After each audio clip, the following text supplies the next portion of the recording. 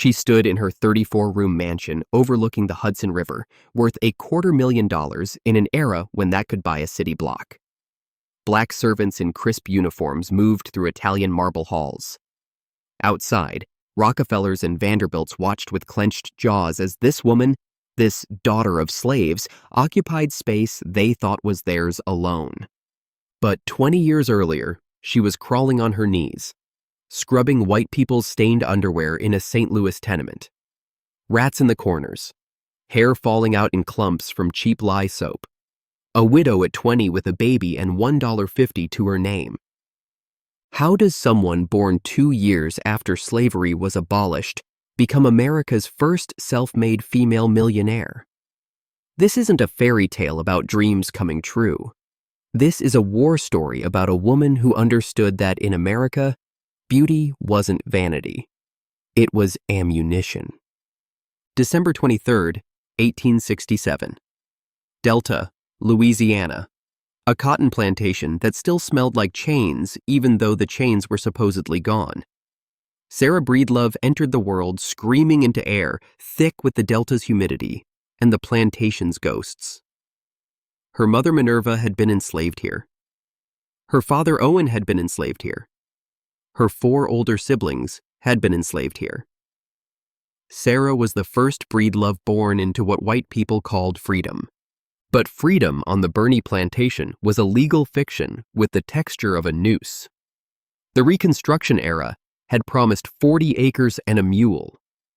What the Breedloves got was sharecropping, a system designed to be slavery with a contract. You worked the same land, picked the same cotton, lived in the same shacks. The only difference was now you owed money for the privilege of your own exploitation.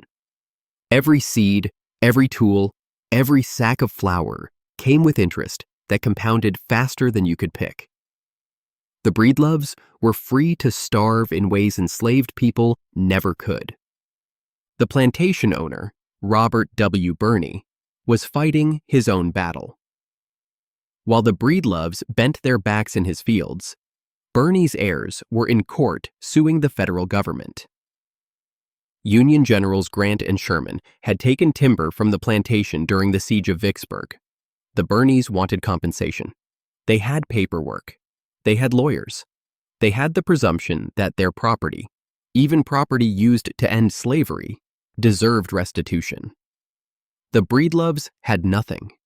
No lawyers, no paperwork, no presumption of anything except their capacity to labor until death.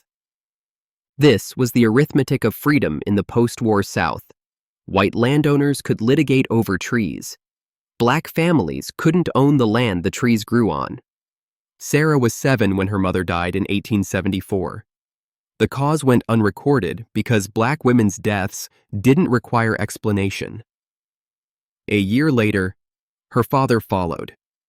Orphaned at 7 in a place where orphanages didn't accept black children, Sarah and her sister Lavinia crossed the Mississippi River to Vicksburg. The city was still recovering from the siege that had cracked the Confederacy's spine.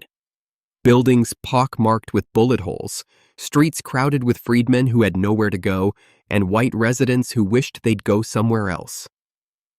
Sarah moved into her sister's house with Jesse Powell, Lavinia's husband. The historical record goes silent here in the way it always does when black women suffer behind closed doors. What is documented is this. Sarah married Moses McWilliams in 1882 when she was 14 years old.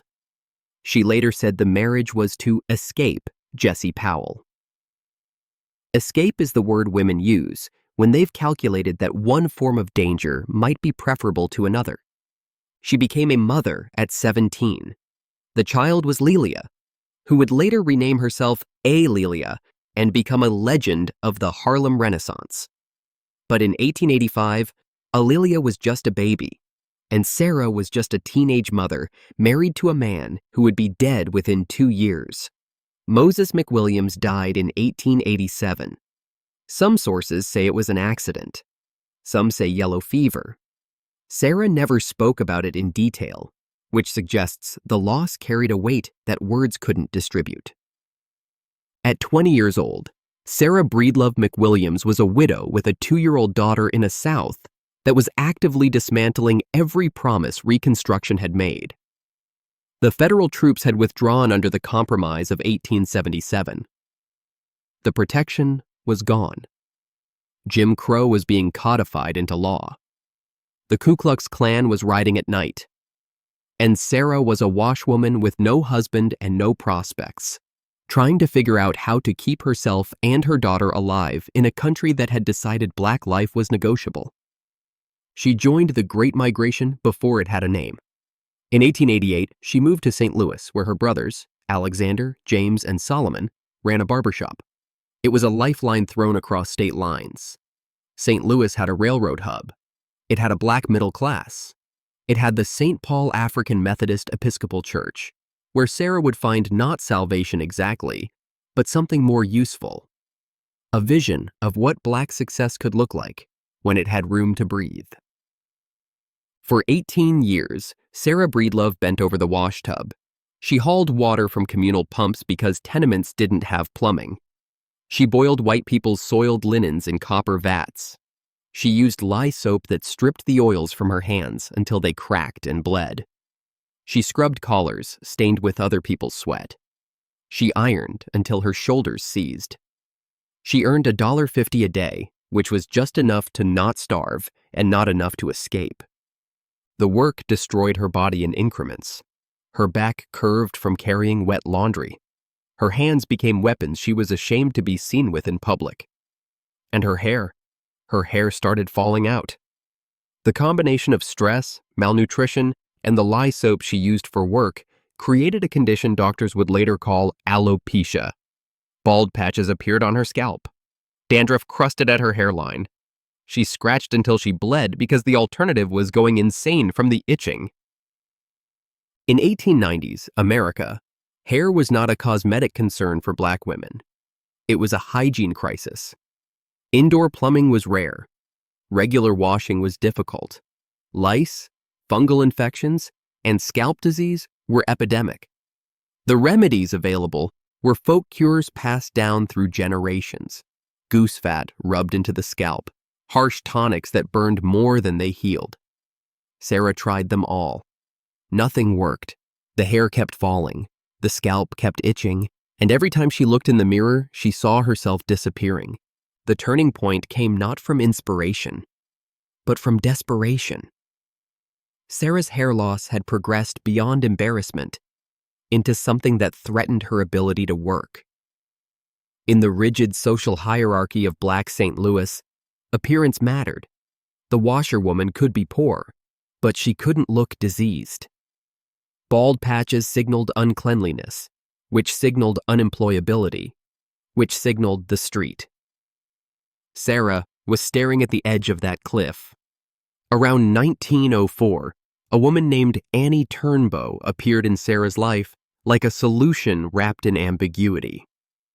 Annie Turnbow, who would later become Annie Malone, had created something called the Great Wonderful Hair Grower. She wasn't selling vanity. She was selling hygiene, wrapped in the promise of respectability. The product was a paste, thick, medicinal, smelling faintly of sulfur and petroleum. It looked like medicine because it was medicine. Precipitated sulfur for the fungal infections, petrolatum to seal in moisture, copper sulfate as an astringent. These weren't beauty ingredients. They were pharmaceutical compounds that had been used for decades to treat scalp diseases. Sarah bought the product. More importantly, she bought into the system. Annie Malone wasn't just selling jars. She was recruiting soldiers for a door-to-door sales army. Sarah became one of them. She carried her black satchel through the tenements of St. Louis, knocking on doors, demonstrating the product on her own recovering scalp. This was her apprenticeship in the architecture of black women's commerce. She learned that selling to black women required trust that couldn't be bought with advertising. It required testimony. It required one woman looking another woman in the eye and saying, "I was where you are. This is how I got out." For a year, maybe two, Sarah Breedlove was Annie Malone's disciple. She absorbed the model. The product worked on repetition. You couldn't use it once and expect miracles. You committed to a regimen. Shampoo. Apply the grower. Massage the scalp. Use the hot comb for styling. This created dependency, which created recurring revenue, which created something Black women had been systematically denied: economic predictability. But Sarah was watching something else too. She was watching Annie Malone get rich while her sales agents stayed poor. The commission structure was functional, but not liberating. You could eat, you couldn't build. And Sarah Breedlove, who had spent 2 decades watching white people accumulate wealth from Black women's labor, understood that the person who owned the formula owned the future. The person who sold the formula just owned today. In 1905, Sarah made a decision that would define her life and destroy her relationship with Annie Malone forever. She moved to Denver, Colorado. The stated reason was to continue selling Poro products in a new market. The actual reason was to disappear long enough to become someone else. Denver, in 1905, was a city where a Black woman could reinvent herself without the ghosts of St. Louis watching. The altitude was thin. The Black community was small, but tight-knit. And there was a man there, Charles Joseph Walker, who worked in newspaper advertising and understood something Sarah needed to understand: that selling a product and selling a story were 2 different skills, and the story mattered more. They married in 1906. Sarah Breedlove became Sarah Walker, and then she became something more audacious. She became Madam C.J. Walker. The title wasn't a mistake or a pretension. It was a declaration of war. Madam was a term reserved for French beauty pioneers, for women of social standing, for white women who ran salons in Europe. For a 40-year-old Black washerwoman, to claim that title was to claim space that the entire infrastructure of American racism said didn't belong to her. It was to look at the system that had tried to kill her and say, "I'm taking your language, I'm taking your respectability, I'm taking your customers, and there's nothing you can do to stop me." But she needed a product that was legally hers.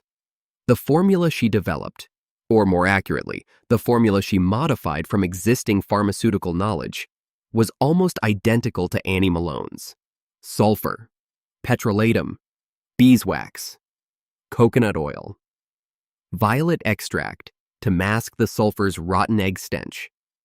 These ingredients were in medical journals. They were in pharmacopoeias.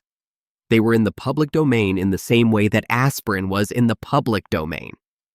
You couldn't patent aspirin, but you could patent your version of aspirin, and you could absolutely trademark your brand. Annie Malone would later accuse Walker of stealing her formula.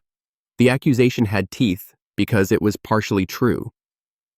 Walker had worked for Malone. Walker had learned the business from Malone.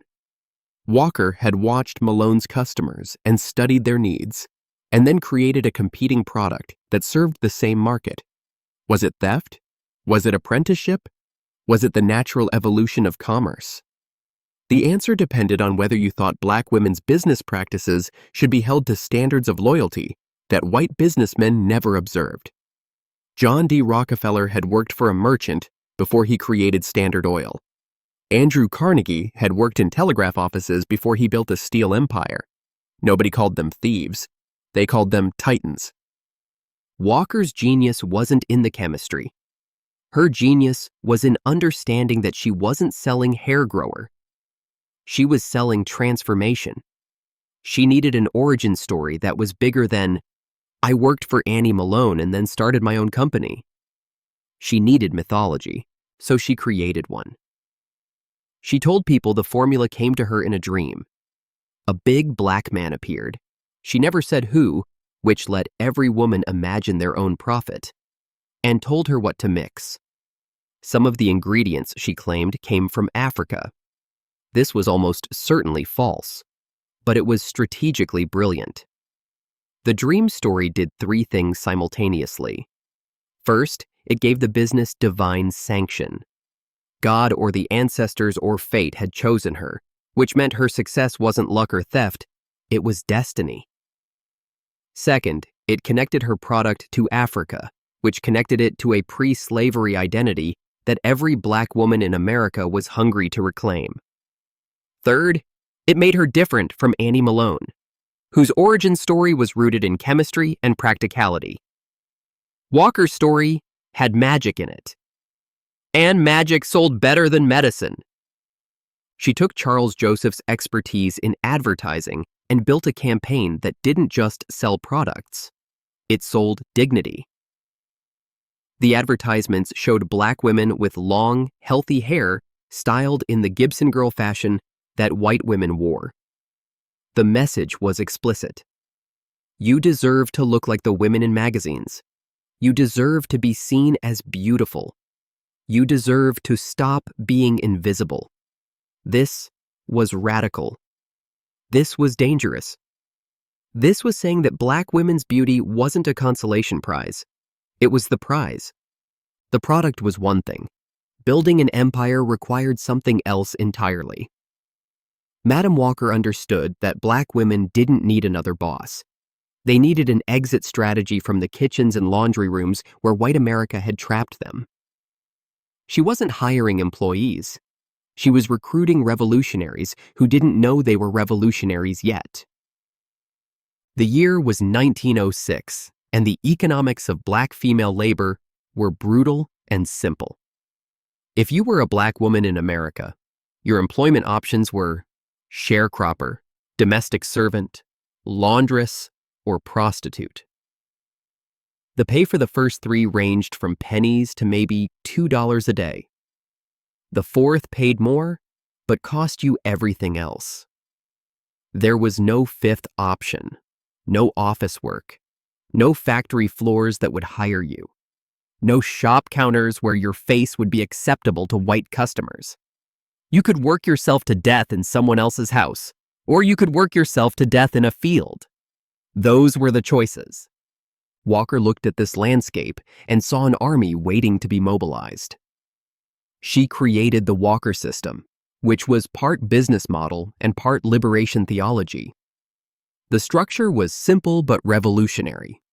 Women would buy starter kits of Walker products at wholesale prices. They would go door to door in their communities, demonstrating the products, selling directly to customers. They would earn commissions on every sale. But more than that, and this is where Walker's genius separated her from every other business owner of her era, they would recruit other women to do the same thing. And they would earn commissions on their recruits' sales too. This was multi-level marketing before the term existed. It was Avon before Avon. It was Mary Kay before Mary Kay. And it worked because Walker understood something that white businessmen didn't. Black women would sell harder and better to other Black women than any advertisement could. Trust was the currency, and trust couldn't be bought. It had to be earned in living rooms and churches and beauty parlors, one conversation at a time. But Walker demanded something in return for this opportunity. She demanded transformation. If you were going to be a Walker agent, you couldn't show up looking like the poverty you came from. Walker created a uniform: white shirt, black skirt, black satchel. The uniform was non-negotiable. It was designed to signal professionalism, hygiene, and modernity. When a Walker agent knocked on your door, you didn't see a desperate woman trying to make a dollar. You saw a businesswoman who had her life together. You saw someone you wanted to become. The uniform was brilliant for another reason. It erased class. Whether you were a former sharecropper or a preacher's daughter, once you put on that white shirt and black skirt, you were equal.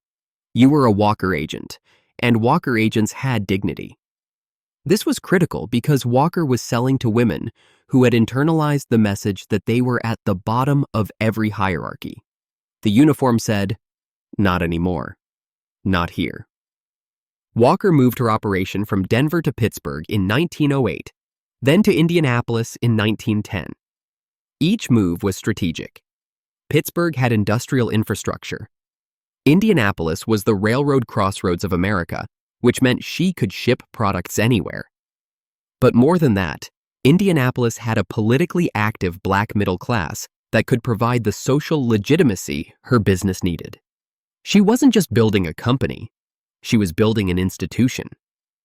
In 1910, she incorporated the Madam C.J. Walker Manufacturing Company and listed herself as the sole stockholder. This detail matters. She didn't take investors. She didn't give equity to her husband, Charles Joseph, even though he'd helped her build the advertising strategy. She maintained complete control because she'd seen what happened to black businesses that relied on white capital or male oversight. They got swallowed. She would rather grow slowly and own everything than grow fast and own nothing. The Indianapolis factory became the nerve center of an operation that was metastasizing across the country. Walker agents in Chicago, Walker agents in New York, Walker agents in New Orleans and Atlanta and Washington, D.C. By 1917, she claimed 20,000 trained agents. By her death in 1919, estimates ran as high as 40,000. These numbers are disputed by historians, but even if you cut them in half, you're still talking about an army of black women who had traded the wash tub for the sales case. But Walker didn't just hand them products and wish them luck. She trained them. She opened Lelia College in Pittsburgh, named after her daughter, which was one of the first beauty schools in America designed specifically for black women. The curriculum was extraordinary. Yes, there were classes on hairstyling and product application, but there were also classes on bacteriology, on anatomy and physiology, on hygiene and sanitation, on business management and bookkeeping. This curriculum was a political statement disguised as vocational training.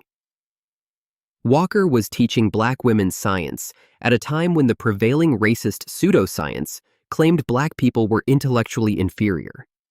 She was teaching them bacteriology, the same subject being taught in white medical schools, and proving they could master it. She was taking women who'd been told their only value was their labor and teaching them they had minds worth cultivating.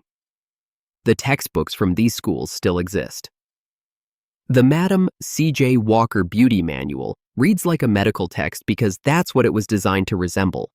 There are diagrams of the circulatory system, explanations of how bacteria cause infections, instructions on sterilization techniques. Walker understood that if her agents were going to touch women's scalps, they needed to do it with the authority of medical knowledge. This elevated the work from doing hair to practicing a form of healthcare. It gave the beautician status. It gave her respect. And respect, for black women in 1910, was rarer and more valuable than money. Walker also understood spectacle. In 1917, she organized the first national convention of her sales agents in Philadelphia. This gathering, the National Beauty Culturists and Benevolent Association of Madam C.J. Walker Agents, was unprecedented. Hundreds of black women, many of whom had never left their home states, descended on Philadelphia. They stayed in hotels. They attended workshops. They participated in competitions where the best agents won cash prizes and automobiles. Walker was giving black women cars at a time when most black families couldn't afford shoes. The convention had rules, strict rules. The union bylaws mandated that meetings would open with the president striking a gavel 3 times and reciting a pledge about the value of time and opportunity. There were parliamentary procedures, voting protocols. This formality wasn't bureaucratic nonsense. It was training. Walker was teaching working-class black women how to run organizations, how to speak in public, how to chair meetings. She was creating a leadership class where none had existed. But the convention was also theater. Walker knew that newspaper photographers would cover the event. She knew that images of hundreds of well-dressed black women conducting business with dignity would circulate through the black press and challenge every stereotype about Black female incompetence. She staged her own counter-narrative to Jim Crow, and she did it in hotel ballrooms where Black women weren't supposed to be allowed. The agents who succeeded in the Walker system didn't just earn commissions. They accumulated capital. They bought houses. They sent their children to college. They opened their own beauty parlors and became pillars of their communities. Sarah Breedlove, the illiterate washerwoman, had created a mechanism for other women to escape the trap she'd barely survived. And she did it not through charity, but through commerce, which meant the women who succeeded could hold their heads high. They hadn't been given anything. They'd earned it.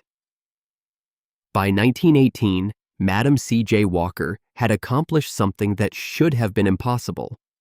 Her company's revenues were generating enough wealth that she could commission a mansion that would make robber barons nervous. Villa Lewaro rose on the banks of the Hudson River in Irvington, New York. 34 rooms of Italian Renaissance architecture designed by Vertner Woodson Tandy, the first registered Black architect in New York State. The cost was $250,000, which translates to roughly $5 million in modern currency. But the real cost was higher than that because Walker paid what every Black person buying property in a white neighborhood pays, the invisible tax of racism. The white residents of Irvington didn't want her there. They made that clear through the price. Comparable properties sold for significantly less, but when a Black woman came shopping, suddenly, the market value doubled. Walker paid it without flinching because the house wasn't about comfort. It was about visibility. She instructed Tandy to position the mansion so it could be seen from Broadway, the main road. She wanted every white person driving past to see a Black woman living in luxury they thought belonged exclusively to them. The house was an architectural middle finger to every law and custom that said she should still be washing their clothes. But success at this altitude came with oxygen deprivation. The higher you climbed as a Black person in Jim Crow America, the thinner the air got and the more enemies you accumulated. Walker's wealth made her a target. Her visibility made her dangerous, and her refusal to stay quiet made her unforgivable. She could have taken her money and disappeared into comfort. She could have played the game that successful Black people were expected to play. Be grateful. Be quiet. Don't make white people uncomfortable. Walker did the opposite. She weaponized her wealth for political warfare. In 1917, the same year she was building Villa Lewaro, white mobs in East St. Louis went on a rampage. They burned Black neighborhoods to the ground. They beat Black workers to death. They murdered children. The official death toll was listed as 39, but the real number was probably closer to 200. The police didn't stop it. The government didn't intervene. White America shrugged. Walker didn't shrug. On July 28, 1917, she marched down Fifth Avenue in New York as part of the silent protest parade organized by the NAACP. 10,000 Black people walked in complete silence, carrying signs that read, "Mr. President, why not make America safe for democracy?" This was sedition disguised as patriotism. America was about to enter World War I, asking Black men to die for democracy abroad while denying them democracy at home. Walker and the marchers were pointing out the hypocrisy with signs that couldn't be ignored. But marching wasn't enough. On August 1st, 1917, Walker joined a delegation of Harlem leaders, including James Weldon Johnson, and traveled to the White House. They carried a petition demanding that President Woodrow Wilson support federal anti-lynching legislation. They wanted him to make lynching a federal crime. They wanted protection. They wanted the government to stop looking away while Black bodies hung from trees. Wilson refused to see them. His staff claimed he was too busy. The delegation left the petition on his desk and departed. The snub was intentional. Wilson was a segregationist who had resegregated the federal government. He'd screened Birth of a Nation, a film that glorified the Ku Klux Klan, in the White House. He had no intention of protecting Black lives, but Walker had forced him to refuse publicly. She'd put him in the position of having to say no to his face, or rather, to his closed door. The Black press covered the snub extensively. Wilson's refusal became evidence that the federal government had abandoned Black citizens. Walker had lost the battle, but won the narrative. She backed up her activism with money. She donated $5,000 to the NAACP's anti-lynching fund, the largest individual contribution the organization had received. $5,000 in 1917 was more than most Black families earned in a decade. She could have bought more property. She could have expanded her business. Instead, she invested in a legal battle that had no guaranteed return except moral satisfaction. But political warfare came with professional costs. White banks wouldn't lend to her company. White suppliers charged premium prices or refused to sell to her at all. White newspapers either ignored her success or covered it with thinly veiled contempt. And then there was the internal battle. The war with her husband, Charles Joseph Walker, whose last name she'd kept, but whose presence she'd increasingly rejected. C.J. Walker wanted to be a partner. He'd helped build the advertising campaigns. He'd contributed to the early branding. But as the company grew, Madam Walker realized he wanted credit for her success, and she refused to give it to him. The marriage disintegrated. They separated in 1910, but didn't divorce until 1912. She kept his name because Madam C.J. Walker had brand equity. But she kept nothing else. The split was brutal. C.J. tried to claim he'd created the formula. He tried to claim he'd built the business. Walker shut him down with legal documents that proved her sole ownership. She'd seen what happened to Black women who let men claim their achievements. She wouldn't be erased. Her daughter Alelia was another complicated cost. Alelia had grown up poor but was living rich, and the transition had made her extravagant.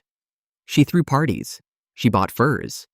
She married and divorced with the frequency of someone for whom marriage was recreation rather than survival. Walker adored her daughter, but also recognized that Alelia would never have the hunger that had driven her own success. Alelia had never scrubbed laundry until her hands bled. She'd never been a widow at 20 with no prospects. She'd been handed wealth, which meant she'd never understand the weight of it. And then there was Annie Malone, still operating in St. Louis, still bitter about Walker's success. The two women never reconciled. Malone's supporters claimed Walker had stolen everything. Walker's supporters claimed Malone was jealous of someone who'd improved on her model. The truth was probably that both women were right and both were wrong. Malone had pioneered the direct sales model for Black beauty products. Walker had taken that model and scaled it beyond anything Malone could have imagined. Was that theft? Or was that capitalism? The answer depended on whether you believed Black women owed each other loyalty that white men never owed anyone. By 1918, Walker was exhausted. The business was thriving. Agents across the country, products flying off shelves, Villa Lewaro under construction. But she was sick. Her blood pressure was dangerously high. Her kidneys were failing. Her doctor told her to slow down. She ignored him. There was too much work left to do. Too many women still trapped in poverty. Too many laws that needed changing. Too many white people who needed to be reminded that Black women could build empires. She moved into Villa Lewaro in late 1918, barely 2 years before her death. She hosted gatherings of the Harlem Renaissance elite. W.E.B. Du Bois walked through her halls. Langston Hughes would later visit. James Weldon Johnson sat in her drawing room. These weren't social calls. They were strategy sessions. Villa Lewaro had become an unofficial headquarters for Black political organizing, which meant the FBI was watching. J. Edgar Hoover's Bureau of Investigation had files on prominent Black activists, and Walker's name was in them. Success hadn't bought her safety. It had bought her surveillance. The cost of her ascent was measured in blood pressure readings and kidney function tests. It was measured in enemies who wanted her dead or irrelevant. It was measured in the gap between her and her daughter, who loved her but couldn't understand her. It was measured in the marriages she'd sacrificed and the rest she'd never taken, and the constant grinding awareness that she couldn't afford to fail because if she failed, every white person who'd bet on her failure would be proven right. May 25, 1919, Villa Lewaro. Madam C.J. Walker died in her bed overlooking the Hudson River. She was 51 years old. Her kidneys had finally surrendered to the hypertension that came from carrying the weight of an empire and a race on her shoulders simultaneously. The official cause of death was kidney failure and hypertension. The actual cause was that she'd worked herself to death because stopping wasn't an option, when you were the proof that black women could be more than America said they could be. Her funeral was a state occasion without the state. Thousands lined the streets of Harlem. The service was held at Villa Lewaro because no church could hold the crowd. The eulogies were delivered by ministers and activists and business leaders who understood they were burying more than a woman. They were burying a symbol. The coffin was carried by her agents, women in their white shirts and black skirts, women who'd gone from washing floors to owning property because Walker had shown them the exit from servitude. She was buried at Woodlawn Cemetery in the Bronx, in a plot she'd purchased years earlier. Even in death, she'd planned ahead. The gravestone was simple by her standards, but the will she'd left behind was anything but simple.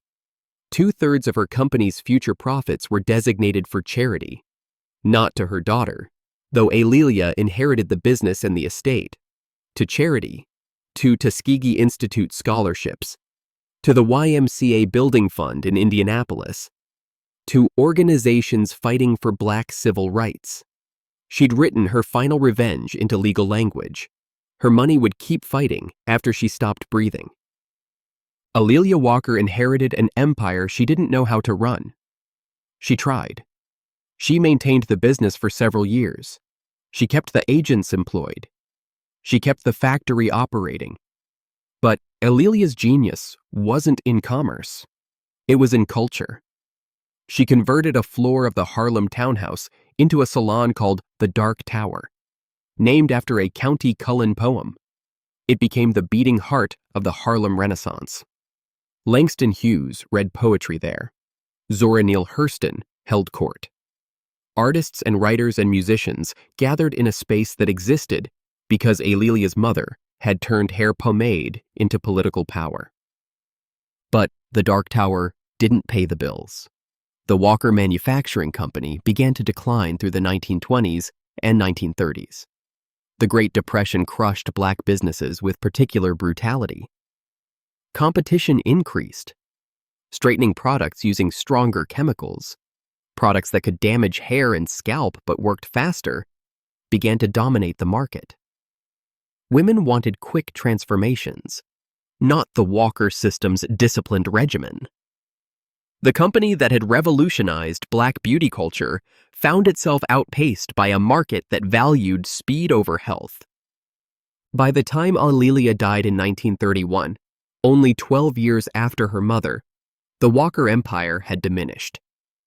The company continued operating through various iterations and ownership changes. The trademarks were eventually sold. The factory in Indianapolis became a cultural center rather than a manufacturing plant. The Walker name persisted, but the Walker system, that network of 40,000 agents, that machine for converting poverty into possibility, had broken down. But here's what didn't break down: the blueprint. Mary Kay Ash, who founded Mary Kay Cosmetics in 1963, used a direct sales model nearly identical to Walker's. She recruited women to sell products door to door and earn commissions. She offered pink Cadillacs as prizes, just as Walker had offered cars to her top agents. Ash became a billionaire using a system that Walker had pioneered 50 years earlier. Ash's company is still worth billions. She's celebrated as an innovator. Walker's name is footnoted. Avon, which became one of the largest direct sales companies in the world, used the same model. So did Tupperware. So did every multi-level marketing company that ever recruited women to sell to other women in their living rooms. They all owe their structure to a washerwoman from St. Louis who understood that Black women would sell harder when the product was their own liberation. The historical argument about whether Walker was the first self-made female millionaire is ultimately beside the point. Guinness World Records says yes. Some historians point to Annie Malone's potentially larger fortune.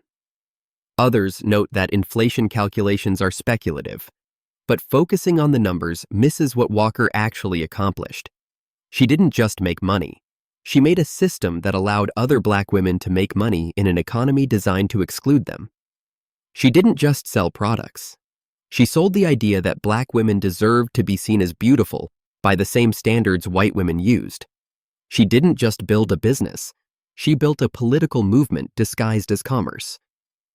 The Walker agents who bought houses and sent their children to college, those children became teachers and doctors and lawyers. They became the Black middle class that would fuel the civil rights movement. The beauty parlors that Walker agents opened became community centers where women organized voter registration drives and planned boycotts. The economic independence Walker provided created the foundation for political resistance. You can't fight Jim Crow when you're worried about feeding your children. Walker gave women the economic security to become activists. Her insistence on training her agents in bacteriology and anatomy and business management created a generation of Black women who understood they were intellectually capable of mastering complex subjects. When white supremacy said Black people were intellectually inferior, Walker's beauty schools said, "Here's a textbook on physiology. Learn it. Teach it. Prove them wrong with every head of hair you treat." Villa Lewaro still stands. It's been designated a National Historic Landmark. The Walker Building in Indianapolis is now a cultural center and theater. The Smithsonian has Walker artifacts. The Indiana Historical Society maintains her archives. Her great-great-granddaughter, Alelia Bundles, has spent decades preserving her legacy and correcting the historical record. Walker's story has been told in books and documentaries and a Netflix series that took liberties with facts but captured the essential truth. A woman born in chains died in a mansion, and the journey between those 2 points required more than luck or determination. It required genius. The lesson she left isn't about hair care or even about business. It's about the architecture of liberation. Walker understood that in America, economic power translates to political power. She understood that you can't legislate dignity. You have to buy it and build it and defend it in markets and boardrooms. She understood that Black women's beauty wasn't trivial or vain. It was a battlefield where the war for respect was fought every morning in front of every mirror. She died wealthy, but she died working. There was no peaceful retirement. There was no slowing down. The price of her success was that she never got to enjoy it in the way that white millionaires did. They could rest. She had to keep proving she deserved to breathe their air. That's the cost of being first. That's the cost of being Black and female and ambitious in a country that thought all 3 of those things were incompatible.